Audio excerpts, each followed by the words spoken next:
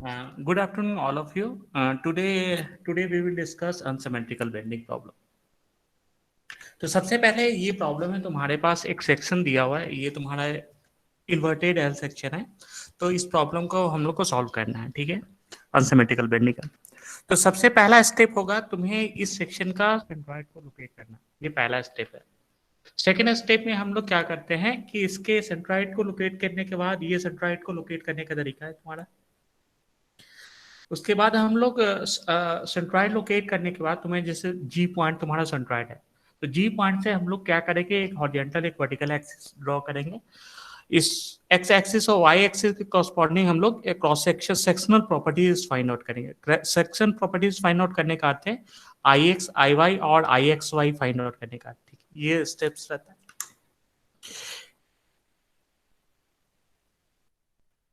ठीक है, तो once you calculate I x I y I x y, उसके बाद आप लोग को principal area moment of inertia आपको कैलकुलेट करना होगा, ठीक है। तो एक एक्स एक्सिस होगा यू और वी, यू और वी जो है principal axis moment of inertia है, प्रिंसिपल एक्सिस सेंट्रोइडल एक्सिस है, इसमें आई यू वी जो है जीरो है, उसके लिए करस्पॉन्डिंग थीटा आपको फाइंड आउट करना है। तो इस फिगर में इस एल सेक्शन का आई एक्स और आई वाई जो है दोनों सेम है। तो अगर आई एक्स और आई वाई सेम होता है तो मेरे पास tan 2 थीटा जो होता है फॉर्मूला होता है 2 i xy divided by I y minus I of x.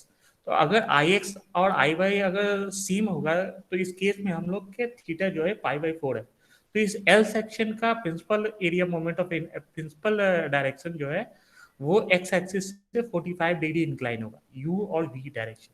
तो सबसे पहले आप लोग को सेंट्रॉइड लोकेट करिएगा, उसके बाद एक्स एक्सिस और वाई एक्सिस के about I x I y और I x y find out करना है।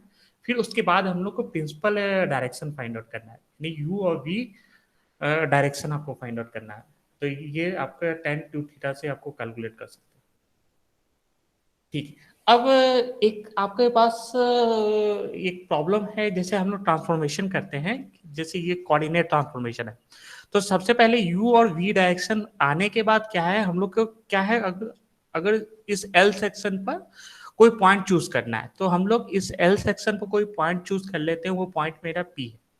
तो P का कोऑर्डिनेट U और V के टर्म को आपको कैलकुलेट करना होगा।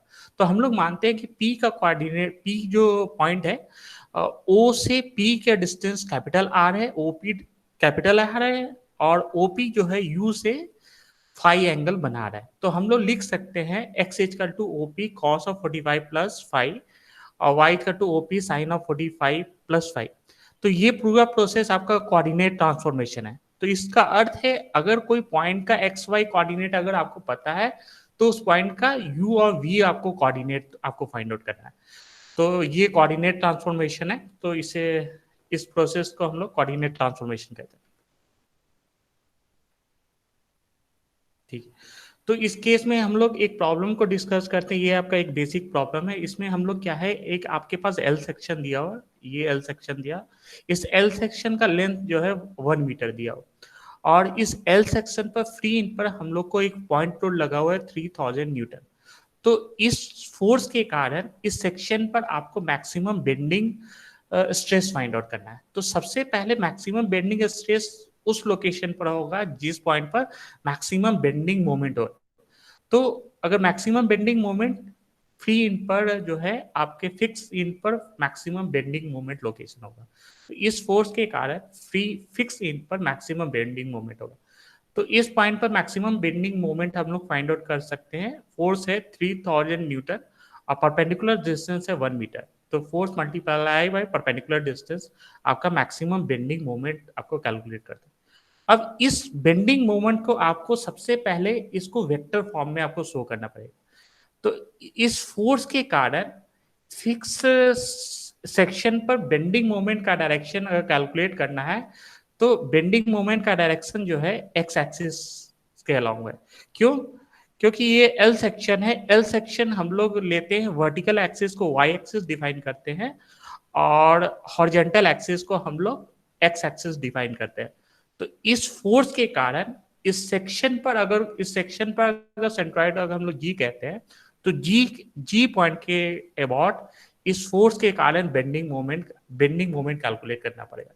तो इस फोर्स के कारण जी के अबाउट अगर बेंडिंग मोमेंट कैलकुलेट करते हैं तो इस बेंडिंग मोमेंट का मैग्नीट्यूड है 3000 न्यूटन पर metre, force multiply by perpendicular distance, और इसका डायरेक्शन जो है वो एक्स एक्सिस के अलोंग है। तो सबसे पहले जो भी पॉइंट लोड लगेगा सेक्शन के अबाउट इस फोर्स के कारण हम लोग को बेंडिंग मोमेंट का डायरेक्शन, मैग्नीट्यूड और डायरेक्शन दोनों फाइंड आउट करना है। तो ये बेंडिंग मोमेंट का डायरेक्शन है। इस चीज को आप लोग इस तरीके से भी फोर्स कर सकते हैं, जैसे ये पॉइंट लोड है 3000 न्यूटन, तो ये 3000 न्यूटन जो है, ये फोर्स जो है वो वर्टिकली डाउनवर्ड डायरेक्शन में जा रहा है। तो इस फोर्स को हम लोग वेक्टर फॉर्म में अगर लिखना होगा तो वर्टिकल एक्सिस हम लोग वाई एक्सिस डिनोट कर रहे हैं।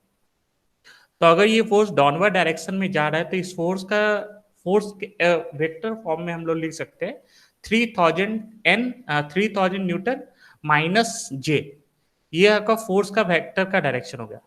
अब इस सेक्शन पर हम लोग कोई सेंट्रॉइड जी लोकेट करते हैं। अगर ये पॉइंट, जैसे अगर ये पॉइंट आपका जी है तो इस पॉइंट से इस फोर्स का लाइन ऑफ एक्शन जो है आपका ये पोजीशन वेक्टर बनाता है। तो ये पोजीशन वेक्टर जो है वो कितना होगा, एल इंटू के वेक्टर। अब इस फोर्स के कारण इस पॉइंट पर मोमेंट फाइंड आउट करना है, तो मोमेंट का फॉर्मूला होता है आर क्रॉस एफ। तो आर क्रॉस अगर एफ करते हैं तो आर वेक्टर मेरा 1 इंटू के वेक्टर हो जाएगा, और फोर्स जो है 3000 न्यूटन along वर्टिकल माइनस जे। तो इन दोनों वेक्टर का आपको क्रॉस प्रोडक्ट लेना। जब क्रॉस प्रोडक्ट लेते हैं तो हम लोग के क्रॉस जे जो है वो आई वेक्टर आता है। तो इस फोर्स के कारण इस सेक्शन पर बेंडिंग मोमेंट का डायरेक्शन जो है एक्स एक्सिस है। तो एक्स एक्सिस के अलोंग आपका बेंडिंग मोमेंट का डायरेक्शन होगा। ये एक्स एक्सिस जो है, direction of x axis is invert to the plane. अगर ये स्क्रीन मेरा प्लेन है तो इस एक्स एक्सिस जो है इस प्लेन के इनवर्ट डायरेक्शन जो है एक्स एक्सिस को रिप्रेजेंट करता है, और अलोंग द बीम जो है जेड एक्सिस को रिप्रेजेंट करेगा, और वर्टिकल एक्सिस जो है वाई एक्सिस को रिप्रेजेंट करता है। तो ये एक्सिस आपको डिफाइन कर सकते हैं। तो हम लोग क्या करते हैं, वर्टिकल एक्सिस को वाई एक्सिस रिप्रेजेंट करेंगे, और अलोंग द बीम जो है हम लोग जेड एक्सिस को रिप्रेजेंट करते हैं, और राइट हैंड रूल अप्लाई कर सकते हैं। राइट हैंड रूल कहता है if you take a cross product of x into y then your thumb will represent the positive z axis. तो उसके अनुसार से आप एक्स एक्सिस आपका डायरेक्शन शो करेगा। तो ये कोऑर्डिनेट हम लोग यूज करते हैं। तो ये कोऑर्डिनेट आप लोग यूज करिएगा ये अपने अनुसार। तो हम लोग क्या कर सकते हैं, सबसे पहले जिस सेक्शन पर बेंडिंग मोमेंट ड्रॉ करना होगा तो हम लोग सबसे पहले कोऑर्डिनेट फाइंड आउट करेंगे। तो कोऑर्डिनेट कौन सा होगा, वर्टिकल एक्सिस को हम लोग ये वर्टिकल एक्सिस को हम लोग वाई एक्सिस डिनोट करेंगे, और इनवर्ट टू द प्लेन चाहे आउटवर्ड टू द प्लेन को हम लोग एक्स एक्सिस रिप्रेजेंट करेंगे, और अलोंग द बीम जो है हम लोग जेड एक्सिस को रिप्रेजेंट कर सकते हैं। तो ये आपके ऊपर है कोऑर्डिनेट आप लोग क्या चूज करना है। तो मैंने क्रॉस सेक्शन को एक्स एक्सिस और वाई एक्सिस में रिप्रेजेंट कर किए। तो ये मेरा चॉइस है कि इस क्रॉस सेक्शन पर अगर हम जी को ओरिजिन मानते हैं तो वर्टिकल एक्सिस को हम लोग वाई मान लेते हैं, और हॉरिजॉन्टल एक्सिस को हम लोग एक्स एक्सिस मान लेते हैं। कोई कोई किसी बुक्स में आपको दिया रहेगा वर्टिकल एक्सिस को वाई एक्सिस माना होगा और हॉरिजॉन्टल एक्सिस को जेड एक्सिस माना होगा। तो ये आपके ऊपर है कोऑर्डिनेट को डिफाइन करना। फिर उसके बाद क्या होगा, ये फोर्स जो है आपका इस पॉइंट पर लगता है, इस ये फ्री इन पर लग रहा है, तो इस फोर्स को आपको वेक्टर फॉर्म में रिप्रेजेंट करना होगा। तो इस फोर्स को वेक्टर फॉर्म में, एक्सटर्नल लोड को आप लोग वेक्टर फॉर्म में रिप्रेजेंट कर दीजिए, वो फोर्स को वेक्टर फॉर्म में रिप्रेजेंट करेगा, ठीक है। और क्योंकि मुझे फिक्स इन पर बेंडिंग मोमेंट का डायरेक्शन फाइंड आउट करना है, तो हम लोग क्या करेंगे, जी वाले इस फिक्स इन के सेंट्रॉइड से हम लोग क्या करेंगे, जिस पॉइंट पर आपका फोर्स लगता है उससे हम लोग पोजीशन वेक्टर आर डिफाइन कर लेते हैं। तो अगर आर डिफाइन करेंगे तो हम लोग का क्रॉस प्रोडक्ट होता है इस फोर्स के कारण इस सेक्शन पर टॉर्क अगर हम लोग फाइंड आउट करना है तो वो आर क्रॉस एफ के बराबर होगा। तो अगर आप आर क्रॉस एफ करते हैं तो आपका मोमेंट का डायरेक्शन कैलकुलेट हो जाएगा। तो इस फोर्स के कारण मोमेंट का डायरेक्शन आपका एक्स एक्सिस के अलॉन्ग होगा। तो ये हर एक सेक्शन जो भी प्रॉब्लम हो अनसिमेट्रिकल बेंडिंग के कारण, आपको किसी पर्टिकुलर सेक्शन के कॉरस्पॉन्डिंग एक्सटर्नल फोर्स के कारण bending moment magnitude plus direction calculate करना होगा। तो सबसे पहले क्या है, जितनी भी प्रॉब्लम्स आपके अनसिमेट्रिकल बेंडिंग, जो भी बुक फॉलो कर, तो अनसिमेट्रिकल बेंडिंग जितनी भी प्रॉब्लम है, तो हर एक सेक्शन पर बेंडिंग मोमेंट का डायरेक्शन आपको कैलकुलेट करना होगा। तो वो मैथमेटिकल फॉर्म में आपको यूज करना, फोर्स और आर वेक्टर में।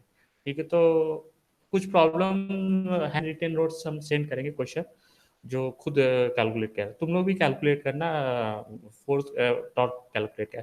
ये सबसे बेसिक स्टेप है। तो अगर ये स्टेप्स अगर गलत हो जाएगा तो प्रोसीडिंग जो है वो गलत हो सकता है। मेनली फोर्स के कारण मोमेंट का डायरेक्शन आपको कैलकुलेट करना है। ठीक है, तो एक बार आपके एक्स एक्सिस के अबाउट बेंडिंग मोमेंट का डायरेक्शन अगर आपके पास आ जाता है, बेंडिंग मोमेंट का डायरेक्शन, तो उसके बाद हम लोग क्या करेंगे, इस मोमेंट को हम लोग को स्प्लिट करना होगा। इस मोमेंट का रिजॉल्व करना पड़ेगा प्रिंसिपल डायरेक्शन के अलोंग। तो मोमेंट क्योंकि मेरे एक्स एक्सिस के अलोंग है, तो इस मोमेंट को हम लोग यू और वी एक्सिस के अलोंग हम लोग को रिजॉल्व करना होगा। तो इस मोमेंट को हम लोग यू एक्सिस के अबाउट रिजॉल्व करते हैं, तो इसका एम यू ऑफ यू जो है, ये एंगल अगर 45 डिग्री है तो m into cos of 45 degree, और v के अलोंग जो होगा m into sine of 45 degree. तो v के अलोंग जो है माइन, क्योंकि ये मोमेंट इस वेक्टर को अगर u के अलोंग रिजॉल्व करेगा तो आपका पॉजिटिव कंपोनेंट होगा, और इस मोमेंट को अगर v के अलोंग रिजॉल्व अगर करते हैं तो आपके कारण निगेटिव मोमेंट होगा, इसलिए मैंने माइनस साइन यूज किया। तो एक बार मोमेंट को प्रिंसिपल डायरेक्शन में रिजॉल्व कर लेते हैं, तो हम लोग u और v डायरेक्शन में अगर रिजॉल्व कर लेंगे, तो हम लोग m of u m of v हम लोग कैलकुलेट करते हैं। तो इस वेक्टर, जो ये वेक्टर शो किया हुआ है, ये डायरेक्शन शो किया हुआ, तो अगर हम लोग राइट हैंड थंब रूल अगर यूज करते हैं, तो राइट हैंड थंब यूज करते हैं, तो एम यू वेक्टर को हम लोग अपने थंब को हम लोग कर्ल कर लेंगे, तो उस केस में मेरा थंब जो है वो पॉजिटिव एम यू को रिप्रेजेंट करता है। तो इसको अगर हम लोग इस डायरेक्शन में रिजॉल्व करते हैं, तो थंब जो है मोमेंट का वेक्टर होगा, तो ये पॉजिटिव मोमेंट को शो करता है। उसी तरीके से अगर ये वेक्टर जो शो किया गया, तो इस फोर्स को अगर हम लोग रिजॉल्व करेंगे, इस फोर्स को अगर हम लोग राइट हैंड थंब रूल से अगर रिजॉल्व करेंगे, अपने थंब को मोमेंट वेक्टर के डायरेक्शन अगर हम लोग कर्ल करते हैं, तो इस मोमेंट का जो डायरेक्शन होगा वो माइनस वी के अलोंग होगा। तो अपने राइट हैंड थंब से इसका डायरेक्शन आप लोग चेक कर सकते हैं, क्योंकि मैंने एम ऑफ बी जो है माइनस साइन है, तो अगर ये डायरेक्शन शो किया है, हम लोग का जो थंब है राइट हैंड थंब, तो हम लोग अपनी फिंगर को कर्ल कर लेंगे मोमेंट के वेक्टर के डायरेक्शन में। तो ये मोमेंट के वेक्टर डायरेक्शन में कर्ल करते हैं, तो थंब जो है मेरा माइनस वी के अलोंग रिप्रेजेंट करेगा। तो इस फोर्स के कारण मोमेंट जो होगा वो माइनस वी के अलोंग होगा, इसीलिए क्योंकि ये मोमेंट जो है, क्योंकि इस मोमेंट का कंपोनेंट माइनस वी के अलोंग होगा, इसलिए हम लोग इस तरीके से डायरेक्शन हम लोग शो किए। तो ये डायरेक्शन जो है ये डिपेंड करता है, अगर इस तरीके का डायरेक्शन अगर शो रहेगा तो वो रिप्रेजेंट करेगा माइनस वी के अलोंग है, और इस तरीके से डायरेक्शन शो करेगा तो इसका अर्थ है पॉजिटिव यू के अलोंग है। तो एक बार मोमेंट अगर हम लोग डायरेक्शन अगर सब्स्टिट्यूट कर लेते हैं, तो उसके बाद हम लोग क्या कर सकते हैं, इस सेक्शन को हम लोग, इस व्यू को हम लोग रोटेटेड व्यू में, यू और वी डायरेक्शन में हम लोग रोटेटेड व्यू में देखते हैं। अब उसके बाद हम लोग क्या करना है, एमयू के कारण हम लोग स्ट्रेस डिस्ट्रीब्यूशन फाइंड आउट करना है। तो एमयू के कारण स्ट्रेस डिस्ट्रीब्यूशन क्या होगा, जैसे ये कर्ल जो है ये टेल है और ये मेरा हेड है, तो यू यू हेड के अलोंग जो है, अगर हम लोग इस सेक्शन को यू के वेक्टर में होगा, तो टेल के एवब जो है, टेल के एवब यू एक्सिस के एवब पॉइंट जितने भी होंगे, वो मेरे positive stress, tensile stress generate करे एमयू के कारण। और और यू वेक्टर के डाउनवर्ड डायरेक्शन जो होगा, जो कर्ल के अलोंग होगा, वो डायरेक्शन इस मोमेंट के कारण एम यू एक्सिस के बिलो द पॉइंट, अगर यू एक्सिस के अगर कोई बिलो द पॉइंट है, तो एम यू के कारण टेंस कंप्रेसिव स्ट्रेस जनरेट होगा, और यू एक्सिस के एवब जितने पॉइंट होंगे, तो एम यू के कारण पॉजिटिव स्ट्रेस डेवलप होता है। तो हम लोग स्ट्रेस डिस्ट्रीब्यूशन हम लोग इस तरीके का फिगर हम लोग शो कर सकते हैं। उसी तरीके से एमवी के कारण हम लोग स्ट्रेस डिस्ट्रीब्यूशन करते हैं। तो ये कर्ल सिचुएशन है, तो जिस साइड एरो इंडिकेट करता है तो इसका अर्थ है वी एक्सिस है। तो जिस साइड एरो रोटेट होता है तो उस सेक्शन जो है वो सेक्शन जो है कंप्रेसिव होगा, और टेल के अलाउंग जो है कम टेंसाइल स्ट्रेस है। तो एमवी के कारण वी एक्सिस के towards left side, toward right side जो है वो पॉजिटिव स्ट्रेस डेवलप करता है। पॉजिटिव स्ट्रेस का अर्थ है टेंसाइल स्ट्रेस होगा, और वी एक्सिस के टुवार्ड्स लेफ्ट साइड जो है कंप्रेसिव स्ट्रेस है। तो ये स्ट्रेस डिस्ट्रीब्यूशन हम लोग को फाइंड आउट करना होगा, इस तरीके से डिस्ट्रीब्यूशन कैलकुलेट कर लेते हैं।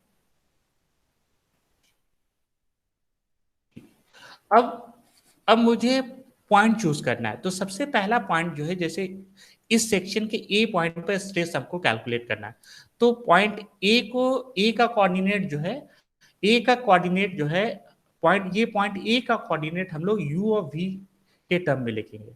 तो पॉइंट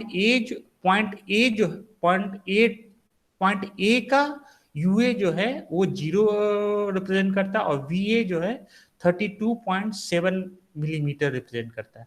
तो ये हर एक पॉइंट का कोऑर्डिनेट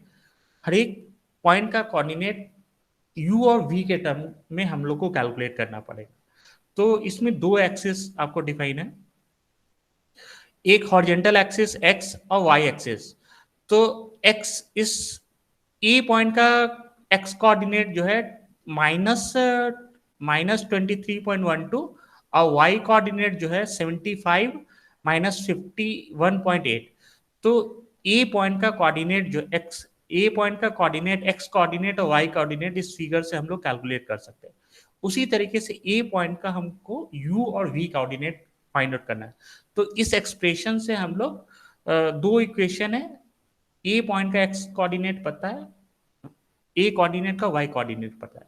इन दोनों इक्वेशन को अगर हम सॉल्व करते हैं तो पॉइंट ए का यू और वी कोऑर्डिनेट हम लोग फाइंड आउट कर सकते हैं।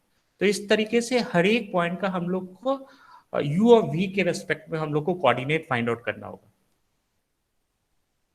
ठीक है, तो एक बार अगर हम लोग पॉइंट ए का कोऑर्डिनेट यूए जो है 0 मिलीमीटर आता है, और वीए जो है 32.7 मिलीमीटर आता है। तो ये कोऑर्डिनेट पॉइंट है। अब मुझे कैलकुलेट करना है एम अब मुझे ए पॉइंट पर मुझे बेंडिंग स्ट्रेस कैलकुलेट करना है। तो ए पॉइंट पर अगर हम लोग को स्ट्रेस कैलकुलेट करना है, तो सबसे पहले क्या होगा कि एमयू के कारण जो बेंडिंग स्ट्रेस जनरेट होता है, तो एमयू के कारण पॉइंट ए पर बेंडिंग स्ट्रेस का वैल्यू होगा एमयू के कारण अब हम लोग देखते हैं एमयू के कारण अगर पॉइंट जो है यू एक्सिस के एबव है तो टेंसाइल स्ट्रेस जनरेट होता है। तो इसका अर्थ है एमयू के कारण बेंडिंग मोमेंट एमयू के कारण ए पॉइंट पर टेंसाइल स्ट्रेस जनरेट होता है। तो इस फिगर से हम लोग नेचर ऑफ स्ट्रेस कैलकुलेट करते हैं, और उसके बाद मुझे मैग्नीट्यूड ऑफ स्ट्रेस अगर कैलकुलेट करना है तो हम लोग यूज करेंगे M of you divided by I of you into V of A. तो ए पॉइंट यू एक्सिस से कितना डिस्टेंस है, ये है वी ऑफ ए। तो इस पॉइंट एम यू के कारण बेंडिंग स्ट्रेस का मैग्नीट्यूड हो M U divided by I U into V of A. तो इस एक्सप्रेशन से हम लोग मैग्नीट्यूड कैलकुलेट करते हैं। तो ये मैग्नीट्यूड कैलकुलेट करने के लिए है, और ये फिगर जो है हम लोग साइन कन्वेंशन जो है हम लोग नेचर ऑफ बेंडिंग स्ट्रेस है, क्या ये कंप्रेसिव स्ट्रेस है, क्या ये टेंसाइल स्ट्रेस है। तो इस फिगर से हम लोग नेचर ऑफ स्ट्रेस कैलकुलेट करते हैं, और ये वाला फॉर्मूला जो होगा magnitude of stress find out करने के लिए। तो इससे बेंडिंग स्ट्रेस जो है सिग्मा ए जो है 198 पॉइंट मेगा न्यूटन होता है। ठीक है, अब एमवी के कारण अगर मुझे इस सेक्शन पर एम ऑफ वी के कारण अगर कोई पॉइंट वी एक्सिस पर लाई करता है, तो एम वी के कारण वी एक्सिस पर अगर कोई पॉइंट लाई करता है, तो इस फोर्स के कारण अगर कोई पॉइंट वी एक्सिस पर लाई करता है तो एम वी के कारण बेंडिंग स्ट्रेस जो है 0 है, क्योंकि उसका यू ऑफ ये पॉइंट वी एक्सिस से 0 डिस्टेंस पर है। तो एम ऑफ वी के रेस्पेक्ट में वाई एक्सिस मेरा न्यूट्रल एक्सिस रहता है, और m ऑफ u के रेस्पेक्ट में u एक्सिस जो है मेरा न्यूट्रल एक्सिस रहता है। तो अगर mv के कारण अगर कोई पॉइंट मेरा v एक्सिस पर रहता है, उसके कारण बेंडिंग स्ट्रेस जो है 0 रहेगा। तो इसीलिए इसीलिए पॉइंट ए पर एम बी के कारण बेंडिंग स्ट्रेस जो है 0 वैल्यू है। उसी तरीके से पॉइंट बी हम लोग, जैसे ये पॉइंट बी है, तो पॉइंट बी का कोऑर्डिनेट यू और वी के टर्म में हम लोग कैलकुलेट करते हैं। तो ये पॉइंट बी का कोऑर्डिनेट यू और वी के रेस्पेक्ट में है। तो सबसे पहले हम लोग क्या करेंगे, एम ऑफ यू के कारण बेंडिंग स्ट्रेस का मैग्नीट्यूड मुझे फाइंड आउट करना है। तो उसके लिए हम लोग क्या कर सकते हैं, ये सिग्मा जो है M of you divided by I of u multiply by v of b. M of u हम लोग बस मैग्नीट्यूड यूज कर रहे हैं, आई ऑफ यू जो है वो हमेशा पॉजिटिव आएगा। वी ऑफ बी जो है अगेन हम लोग यहाँ पर बस मैग्नीट्यूड यूज कर रहे हैं, ये वाला वैल्यू जो है मैग्नीट्यूड है।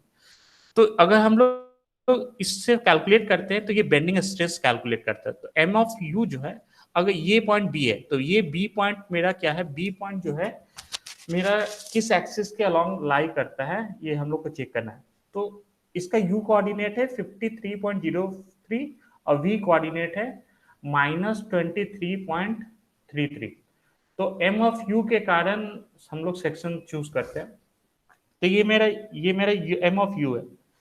तो इसमें u जो है पॉजिटिव है और v जो है निगेटिव है। तो हम लोग b पॉइंट को हम लोग को इस सेक्शन में रिप्रेजेंट करना होगा। तो इसमें u पॉइंट मेरा कौन सा है, u पॉइंट है 53.03 और v जो है -20.33। तो u मेरा u पॉजिटिव है और v जो है निगेटिव है। तो ये, तो b जो पॉइंट जो लाई करेगा वो मेरा फोर्थ क्वाड्रेंट में लाई करता है। तो क्योंकि ये पॉइंट मेरा फोर्थ क्वाड्रेंट में लाई करता है, तो mu के कारण बेंडिंग स्ट्रेस जो डेवलप करता है वो कंप्रेसिव नेचर का होगा। तो इससे हम लोग mu के कारण सबसे पहले हम लोग मैग्नीट्यूड अगर फाइंड आउट करना है तो हम लोग क्या कर सकते हैं, mod of mu divided by I of you into mod of v of b. तो वी ऑफ बी मेरा -20.33 है। तो हम लोग यहाँ पर डायरेक्टली मॉड ऑफ वी लेंगे, यानी इस पॉइंट पर हम लोग 20.33 यूज करते हैं और ये सारे मैग्नीट्यूड के लिए यूज करना है। तो इससे इस वाले फॉर्मूले से हम लोग का बेंडिंग स्ट्रेस मैग्नीट्यूड में आता है।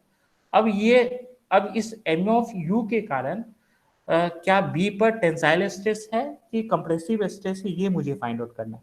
तो हम लोग क्या करेंगे, पॉइंट बी का हम लोग कोऑर्डिनेट फिक्स कर लेते हैं। ये कोऑर्डिनेट है यू और बी।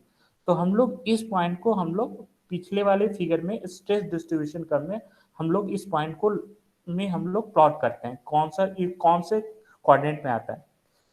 u पॉजिटिव है और v निगेटिव है, तो इसका अर्थ ये फोर्थ क्वाड्रेंट में लाता है। तो m ऑफ u के कारण फोर्थ क्वाड्रेंट में जो भी पॉइंट लाइक करता है, तो उस इस सेक्शन पर फोर्थ क्वाड्रेंट में ये कंप्रेसिव स्ट्रेस डेवलप होता है। इसलिए हम लोग क्या करते हैं, पॉइंट बी पर जो स्ट्रेस डेवलप होगा वो कंप्रेसिव स्ट्रेस होगा, इसलिए हम लोग यहाँ पर माइनस यूज किए। सिमिलरली एम ऑफ वी के कारण हम लोग को एम ऑफ वी के कारण पॉइंट बी पर बेंडिंग स्ट्रेस फाइंड आउट करना है। तो हम लोग सिग्मा के लिए हम लोग यूज करेंगे क्या, M of v divided by I of v multiply by v u of b. यहाँ पर M of v, M I of v और यू ऑफ बी जो है, यू ऑफ बी भी हम लोग again mod of u of b use करेंगे। तो इससे मेरा पॉजिटिव वैल्यू मेरा फाइंड आउट हो जाता है। अब मुझे फाइंड आउट करना है एम ऑफ वी के कारण पॉइंट बी पर क्या ये कंप्रेसिव स्ट्रेस होगा, क्या ये टेंसाइल स्ट्रेस होगा। तो मुझे सेकेंड वाली ये फिगर है stress distribution due to M of b. अब ये पॉइंट क्योंकि मेरा फोर्थ क्वाड्रेंट में लाई करता है, क्योंकि ये पॉइंट फोर्थ क्वाड्रेंट में लाई करता है, तो एम ऑफ वी के कारण फोर्थ क्वाड्रेंट में अगर कोई पॉइंट होगा तो उसके कारण टेंसाइल स्ट्रेस डेवलप होता है। इसीलिए हम लोग यहाँ पर +84 मेगा मेगा मेगा न्यूटन पर मीटर स्क्वायर लिए। अब मुझे पॉइंट बी पर मुझे रिजल्टिंग स्ट्रेस कैलकुलेट करना है। तो हम लोग क्या करेंगे, एम ऑफ यू के कारण बेंडिंग स्ट्रेस आता है -1 एम ऑफ यू के कारण -122 मेगा न्यूटन आता है और एम ऑफ वी के कारण 84 मेगा न्यूटन पर मीटर स्क्वायर। इन दोनों ही नंबर को हम लोग एल्जेब्रिकली एडिशन कर देते हैं तो हम लोग का रिजल्टिंग बेंडिंग स्ट्रेस आता है। तो ये कॉमन प्रोसीजर है किसी भी पॉइंट पर बेंडिंग स्ट्रेस फाइंड आउट करने के लिए। तो ये आज के क्लास में इतना ही काफी है। अगर इस स्लाइड में किसी को कुछ अगर पूछना है तो पूछ सकते हो, रिपीट कर सकते हैं।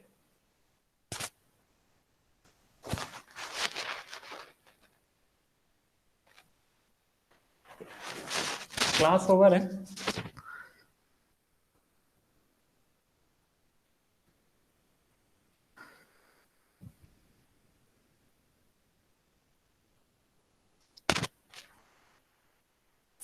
सर ये एक्स्ट्रा क्लास थी आपकी? नहीं नहीं, आज क्लास थी हम लोग की, एक्स्ट्रा क्लास नहीं थी आज। सर क्लास कॉलेज होगी। तो 3 अप्रैल तक ऑफ है ना? 3 अप्रैल तक ऑफ है? नहीं। अच्छा, तुम लोग का क्या मैसेज 3 अप्रैल तक ऑफ का है? हाँ सर, वो मिड सेमेस्टर ब्रेक लिखा है ना उसमें एकेडमिक कैलेंडर में। अच्छा अच्छा। तो वो 3 अप्रैल तक ऑफ है। अच्छा तो ठीक है, तो एक्स्ट्रा ही हो गया तो ठीक है। तो तीन ओके। अप्रैल के बाद ही लेंगे तब, ठीक है। Okay sir. ठीक। Thank you sir. ठीक। Any question? No sir. हाँ ठीक है, ठीक। और पीपीटी कुछ? शेयर कर दीजिएगा आप। हाँ, पीपीटी शेयर कर दीजिए।